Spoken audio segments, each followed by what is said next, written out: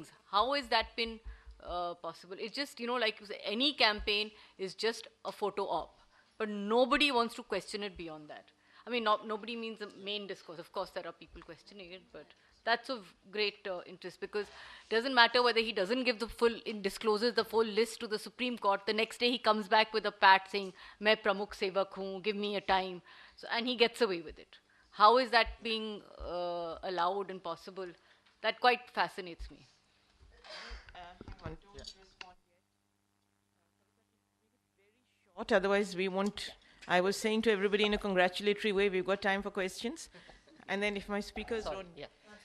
No, I don't want to, I don't want to take up too much time. Just very briefly, my thing is that, even in the idea of, you said participate in my project, right? So the things that he's giving citizens to do is that Swachh Bharat hai, clean India, so pick up a broom somewhere and you can do something, okay? And so on and so forth. I'm just saying that, and I'm not trying to overemphasize this. I'm not trying to say that there is no difference whatsoever. I'm in the models represented by, say, a Kejriwal and, say, a Modi. They are very different. But I'm just trying to say that in terms of the participative citizenship of a direct democracy is an idea. But direct democracy, I think the only places where we are actually seeing it is in the peasants' movements and the movements against land grab and so on, where there is actually something actually being enacted there that holds out some hope. In the actual symbolism deployed by the Aam Aadmi Party, it is also, you also wear a cap, you also say maybe Aam Aadmi or maybe Kejriwal or whatever it is, hum sab this thing. And you also, do something symbolic like that, pick up a broom, do something, dial something, take a little video, so on. This is exactly what, some things that I think the RSS is working to also use in its own favor, which is why I'm just wary of feeling complacent about certain models of participative citizenship, which don't go towards any, serious introspection into the, the structures of privilege that exist. Yeah. Okay, Akshay, I'm not going to give you a chance to reply to that. Let's take one round of questions. Yeah, can I see...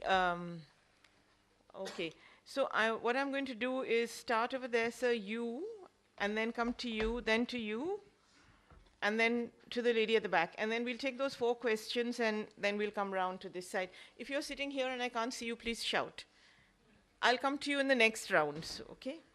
So I don't think there's any BJP supporter present here, but just for sake of argument, if we are to assume, if I were to play that role, what would I say? Very quickly. One, to Akshay Khanna's presentation, that this idea of Indira Gandhi, etc., being benevolent mother, etc., this occurs to the left now. In those days, they were crying hoarse and saying she is a fascist and so on. And they were the ones who welcomed us. They were the ones who gave us space. Remember the 70s, late 70s, Janta experiment, etc. Okay, that's one. Secondly, this person could also say that, we are, Modi is like a bull to a red rag, the red rag being the left. And like the red rag, it is pretty passive.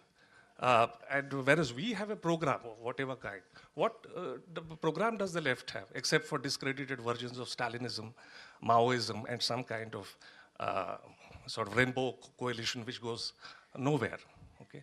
And so, but finally, what the left does, the academic left does is, beautiful left, is that it writes about Bollywood and cricket, imagining that the Indian citizens who have supported us are morons, fixated on Bollywood and cricket, okay? But perhaps there's something more to it. And what is your answer to that, etc.?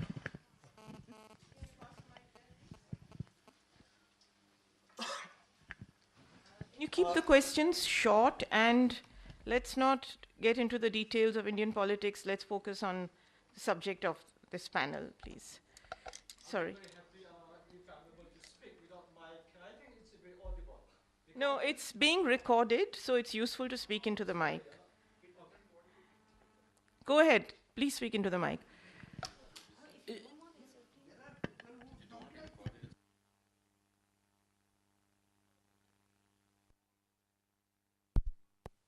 We are talking about climate change and agenda. This is my reflection first. we are using how many small plastic bottles, and yesterday, we up the volume of the AC. Delhi is a very hot place, so we can just make the warm, not cold. So this is my first reflection as Akshay said, the development. How we define development as the Modi concern. So if we have real concern of that, defining the development and what we activities are engaging every day, that's my first reflection. So I really fear microphone because it's using electricity. Second is, you see, I feel that I'm at crossroad. Which way, as a man, should move? Now I don't know which way. I'm just lost somewhere in the crossroad. Well, yeah, I agree with you that the way that Modi is articulating the masculinity, yes, I'm very critical of that. But as a man, it is my human rights to maintain my physical kind of, that looks if I like. Because we have particular hairstyle. I have, so now, to be frank, I'm very confused whenever we talk about masculinity. So which way I will move? I don't know, I'm just a soul.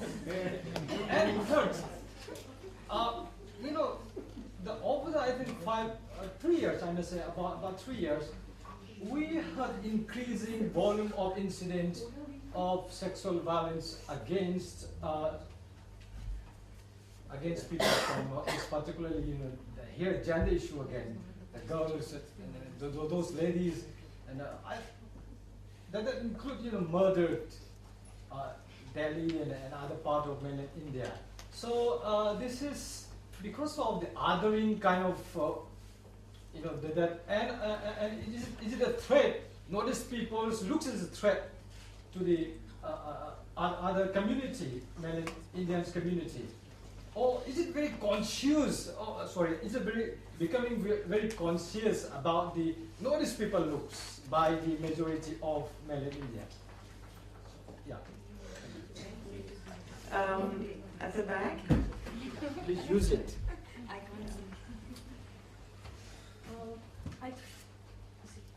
Just check.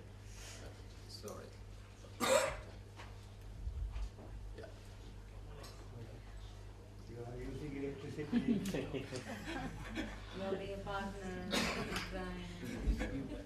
I just want to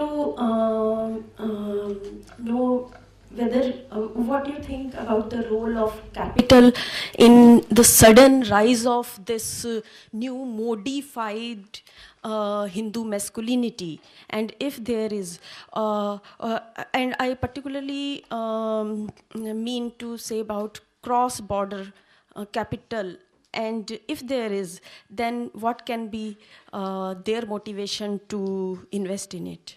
Thank you. Can you pass it to person behind here? Hi, I just wanted to pick up on the idea of the normative citizen that Akshay mentioned, and also about ideas relating to borders and the body.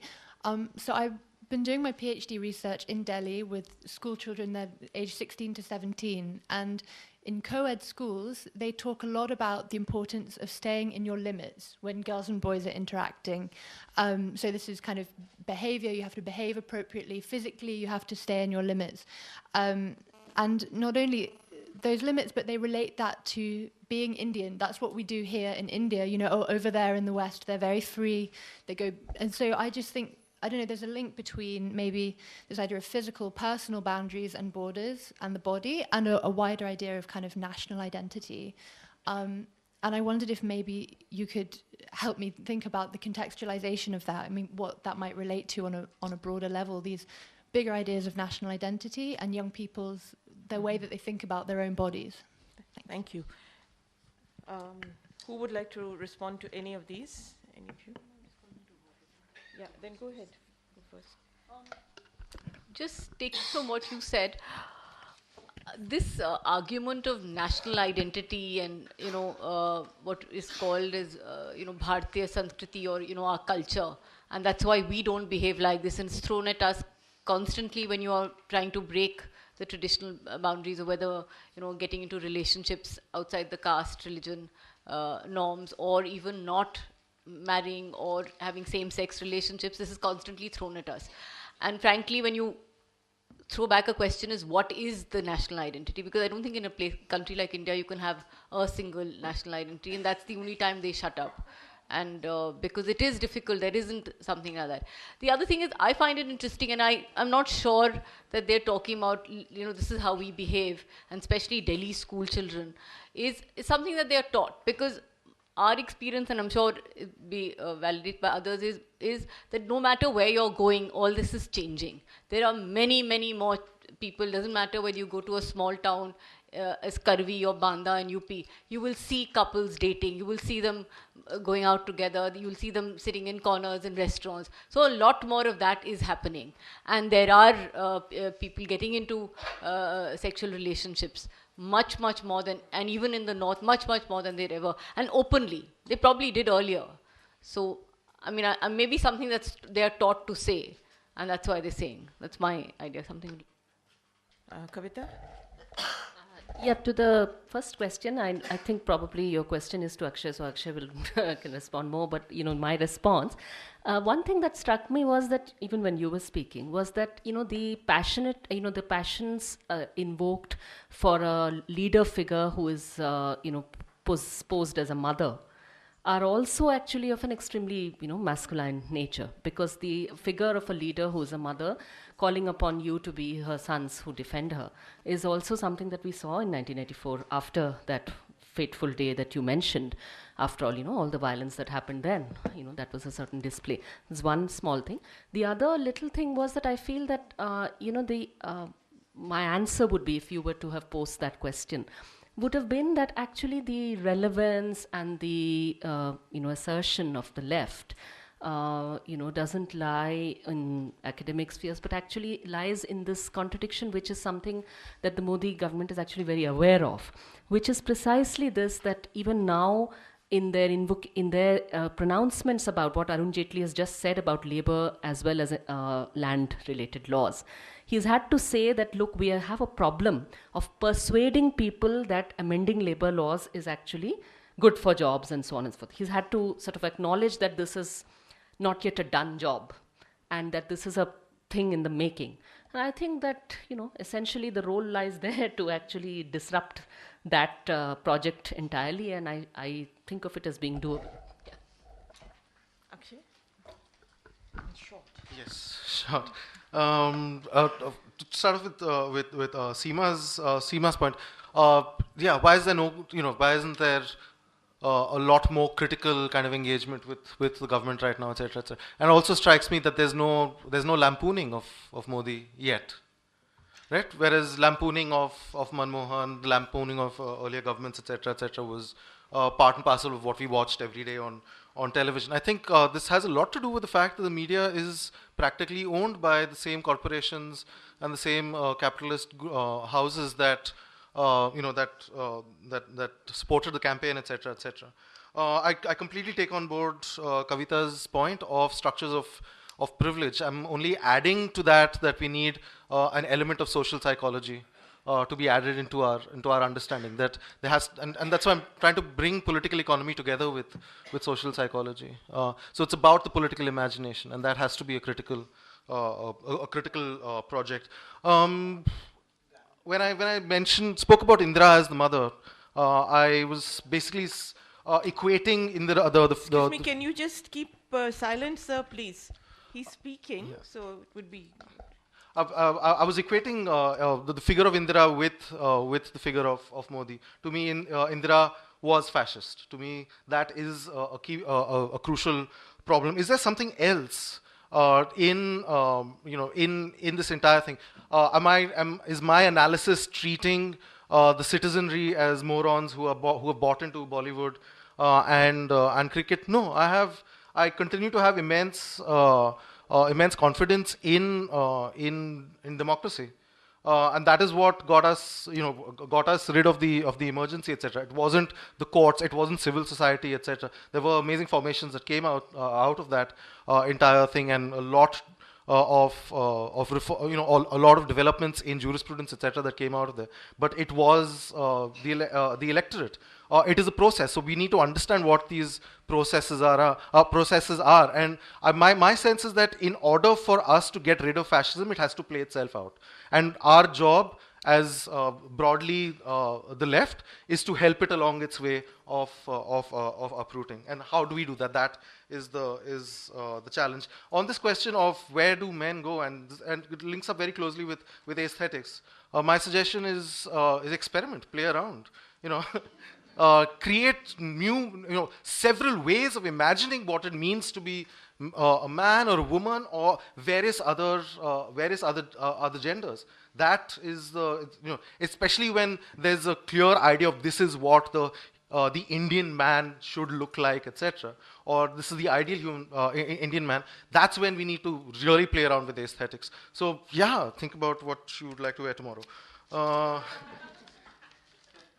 The role of capital, and especially transnational capital, yeah, the entire Make in India campaign is precisely about that, and the ways in which labor laws are being amended, land acquisition is being changed, the way in which local self-government is being, their power on land is being removed from them, etc., etc., is precisely about the global flows of capital. But it's no more there are the big multinational corporations out there. It's the Indian corporations. And if we look at what's happening in the broader world outside of the Indian context, we see you see the BRICS phenomenon. You see the ways in which Indian capital is very much part of a new imperialism in the continent of Africa, etc. And and at the same time, there's the entire thing of the non-resident Indian, 20,000 people in Madison Square Gardens, cheering. That was so scary. Chanting Modi, Modi, Modi. It has to be understood in that globalized sense. Normative citizens staying in limits, children's bodies. Oh, I don't know. I haven't thought this one through. But the first thing that came to mind was a song that we used to watch on Chitrahar every year during Independence. It's at Independence Day and Republic Day, which was Nanna Munna Rahi Hu, Desh Ka Sipahi Hu, etc., etc. The imperative of the disciplined body, etc., which resonates very closely with the image of the RSS cadre sort of thing. But a good point to think about. Thanks. Sorry, yes, okay.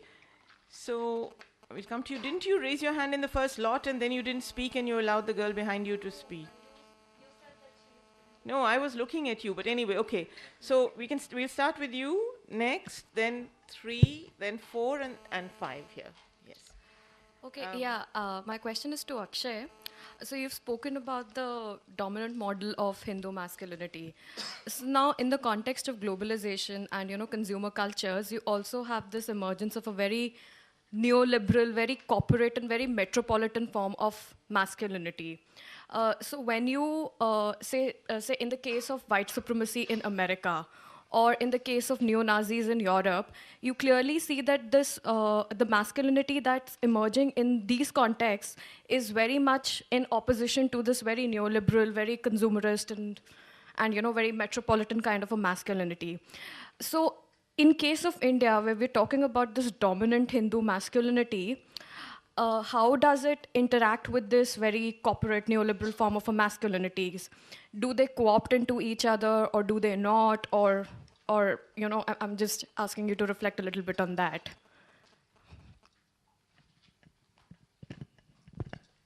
Yeah, since Kavita raised the issue of Swachh Bharat, what was very interesting is that when this new government came to power, there was this constant rhetoric about how it has transcended caste barriers.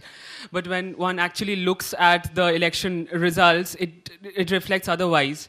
Even in the case of the Swachh Bharat campaign, we don't see Ambedkar anywhere. We don't see any talk of caste or manual scavenging anywhere. Whereas the campaign started off in a very tokenistic manner in a in a Dalit village. So if you could reflect a bit on how when we took off borders and bodies, how caste politics is being appropriated, if one were to say so, in the current polity. My question is to all the speakers, very short. Have you come across in your work of examples of alternate sort of masculinity, some organized resistance against this Hindu man and models of masculinity, love jihad, from students, youth, teachers, or in curriculum, or any positive examples that you think could be covered by the media?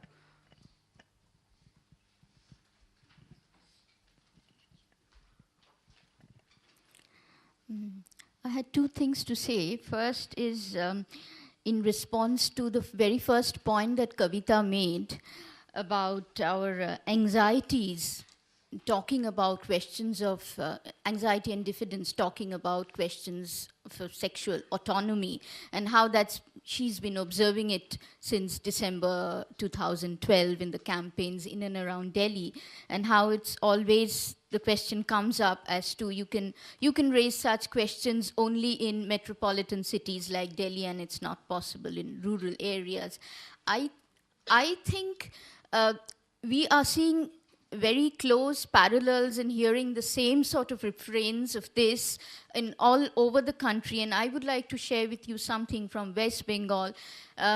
Just last week, in protest against what happened in Kochi, in the moral policing incident in the Kochi cafe, there was this kissing for protest that students of Jadavpur University had organized, and there were a lot of wide media coverage, and all kinds of critiques came up. One thing that was very interesting that leading columnists have been pointing out is they seem to think that by doing this, city students actually coming out in this kind of an event, you are actually jeopardizing the chances of women from rural areas coming in to study in universities like Jadavpur and elsewhere, you see. So I don't know whether you agree. I think there are close links with what you've been trying to say in this particular thing. And my question to all of you is, I think I would like to know what are your thoughts and reflections on the way that the Hindutva responses to attacks and killings of people from Northeast in Delhi and all parts of the country. Are we engaging enough with state and non-state responses to that?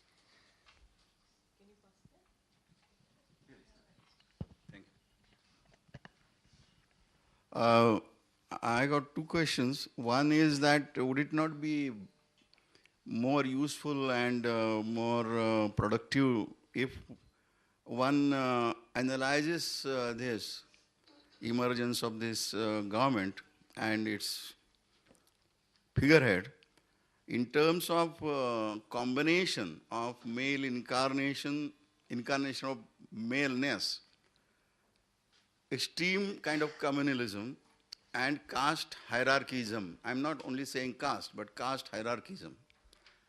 That combination culminating in a very modern kind of fascism, getting forward on the basis of democratic sanction. So would it not be, because in south of India, the more examples are of killings of Bauddhas, ex-untouchables, and such like, not only of the attack on there are attacks on Muslim and love jihad kind of things, but this also is rampant. In chains of attacks are taking place. That is one question. And another about to you about, it came to my mind when you were talking about Modi on a sort of comparing with poser of Manmohan Singh and etc. on the media. whether you are thinking in terms of Charlie Chaplin's Great Dictator.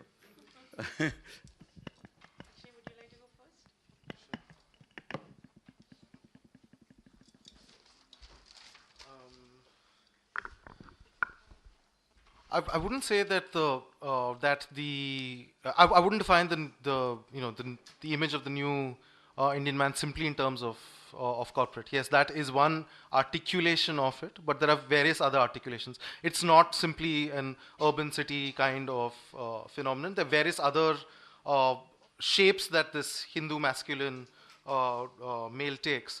I think it's very significant to remember that every time Modi speaks, the chaiwala background is emphasized every time. So his body is not not that of the upper caste corporate type, etc. It has risen above that. That is its success, and that is what defines the new Hindu male. So similarly, the Hindu corporations or the Indian corporations that are going abroad and buying out those corporations, the East India Company or something like that, as the advertisement for Rajnigandha once said, is precisely about that Hindu male articulating as corporate because it's necessary, but being able to overcome the colonial other, etc., etc. So there's something more of a core to the new Hindu male, which is not necessarily tied to the corporate, or rather, the corporate is not that central to it. In terms of, I think the big challenge is the question of caste and politics, as I think has always been in this country. What happened with caste? My sense is that for many people that I have known and for myself, there was a sense of complacence that general elections may. BJP cannot get Uttar Pradesh and Bihar. Why is that? Because we're depending, the backbone of coalition politics has been caste for the last 25 years. Right? What happened to that? How did the BJP sweep Uttar Pradesh and Bihar? How is it that I think another factor over there is that BSP was the party with the third largest vote share, but not a single seat. So we need to understand what has happened to caste as a political vehicle. Has it exhausted its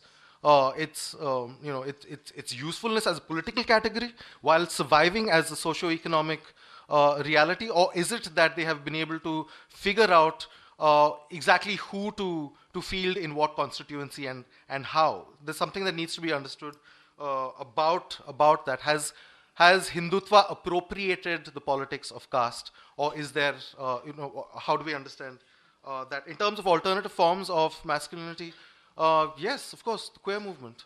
And, there's all sorts of articulations of masculinity, femininity, and beyond. And that is part of what the queer movement brings to the table, is this ability to imagine various other ways.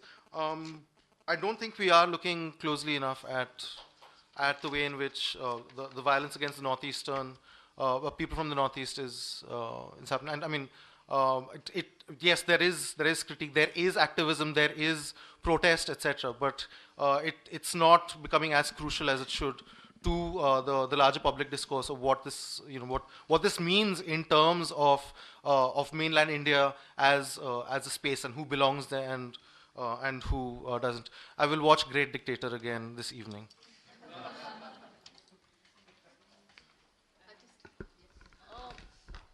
I think your question was the Swachh Bharat and caste. I mean, that's what interests you in this whole campaign, is it's done in such simplistic terms. And that's what people want or like about it. And that's why, it's surprising that except EPW, there's very little criticism of it. And like Akshay said, I find that, to address your question, there are lots of experiments going on every day in communities. You have the issue of if you have the gay pride parade happening in Delhi, it is also happening in Lucknow, it's also happening in other places. So I think that's an everyday struggle happening. You have, like I talked about the lawyers meeting, when you're talking about right to choice, there were young lawyers who discussed same-sex relationship, much to the horror of the rest. So this is happening every day. And I feel actually this thing of saying this KISS campaign, or we're not discussing this, I think is just this is always say, don't say this, you're stopping that. This has been an old story. You know, you have to create as much a thing, and if you put it in the right manner, they will discuss sexuality anywhere. And because it is, you know, people are expressing their sexuality continuously. So I think this has constantly been thrown at us, don't say this, this will happen. So I just feel about that.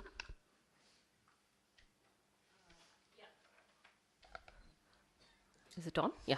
I'll just respond. Try and respond briefly. One of the things that you asked about caste, I think, is look at the fact that even after the general elections, the idea that caste is something that is an old thing, you don't really need to think about it anymore, is something which the BJP is projecting even in its choice of chief ministers in both Maharashtra and Haryana, where the choice of Brahmin chief ministers going against recent wisdom is something that is one of the things.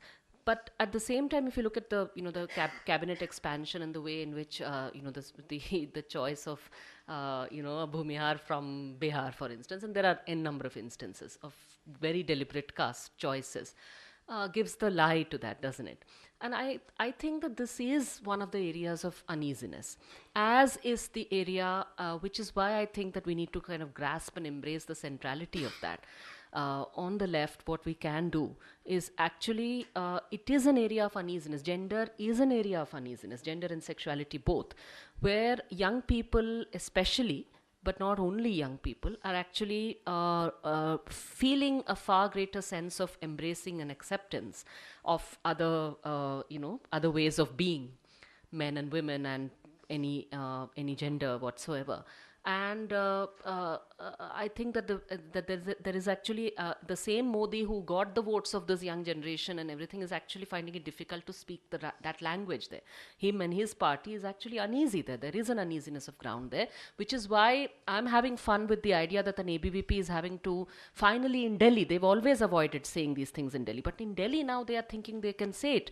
Ki live-in relationships are bad and love is jihad and this and that, and it isn't going down particularly well with young people. Young people are saying, hello, what nonsense, So I think that is an area. One thing about alternative masculinity, which I'll offer, of course, the queer movement, but one instance which I think, if you read Neha Dikshit's article in Al Jazeera about the Muzaffarnagar story, the Meerut story, the supposed love jihad thing that fell apart. One little detail there stands out to me as a very poignant kind of detail, where that girl talks about why this boy Kaleem fell in love with her and why she fell in love with him. She says he liked me because I was independent, because I was earning and I had my own aspirations, and I loved him because of his support for my aspirations. She says this in a very unself-conscious way. But the point is that is something to me which is, if it is happening in Meerut, where people across communities, with community hardly being, in the front frame of their minds, are instead actually finding a way of being a man in a way in which I'm able to love a woman because she is working and because she is earning and so on and so forth, and that I, being a woman, I'm able to feel loved and love back because my aspirations are being. I think that is that is also a new way, a new thing. And I think that this is a phenomenon, and that this is something to nurture and defend and assert in the in the face of the politics that is attacking precisely this. One last little point about what you asked about Calcutta, and I would say not just Calcutta. Yes, this discomfort, and I would say the discomfort is that the anxiety over this. I mean, even among discussions with some of the women's groups, even in Delhi, there has been, in recent discussions, this discomfort with, that is about these young people and this right to choice and everything. We don't want, this kissing business. How can we talk to our women, the real, especially among some of but I would say that's changing. But I would say that even among some of the left women's groups in Delhi, for instance, I've had these conversations where they felt that the kiss of love is something deliberately, provocative and alienating. The idea that a slut walk is about, being sluts, or about that the kiss of love is actually about some kind of, decadent wish to kiss, and it's not important. The idea that no, it isn't. That these are about rejecting victim blaming and about rejecting moral policing, and that is central. It is about our autonomy that is central, and that is what these protests spontaneously, be it Pink Chaddi or whatever it is, are actually representing. I think that is one thing. If there's time, there's one last little thing that I like to share. That is that one of the things which was in my mind was that again, in ways of how do we construct a politics that is able to actually take these guys on in a way that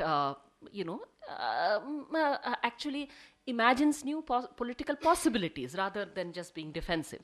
One of the things is that even on the, with this Meerut case, for instance, the idea that the Muslim community and those who seek to represent them, even the minority community, are extremely uncomfortable with the idea of the someone of their own, even a man of their own, behaving in ways that are not suitable for the community. And not just that, when you talk about religion and women, recently I had a conversation with a leader of the Muslim League, the IUML. So he was talking about how the left kind of ignores religion, and that's the only problem. Otherwise, there's so much shared space. We are also feeling beleaguered, and we feel that the left speaks about, rights of minorities and so on. So I assumed that. So I started saying, no. We are not trying to say, the left movement doesn't say to anybody that you can't be religious. There are many religious people who would be even members of left parties, would be in their personal life, and we actually defend those rights as well. So he said, no, religion, not in that sense. He got right down to brass tacks. He said, no. People are against religion because you teach women that they shouldn't obey their husbands. That is what religion is. So religion, social purpose is what religion is about. And really then we need to think, right, that even among those who are beleaguered who are at the receiving end, they also need to rethink and really reflect about what kind of politics are you going to be able to evolve to successfully take these guys on if you're going to share the space in socially entirely? My main question is not answered by anybody. I think Akshay did respond. But we are now out of time. We have I think we're perfectly on time with a 5-minute extra time for the discussion. So thank you very much, all of you. Thank you to the speakers.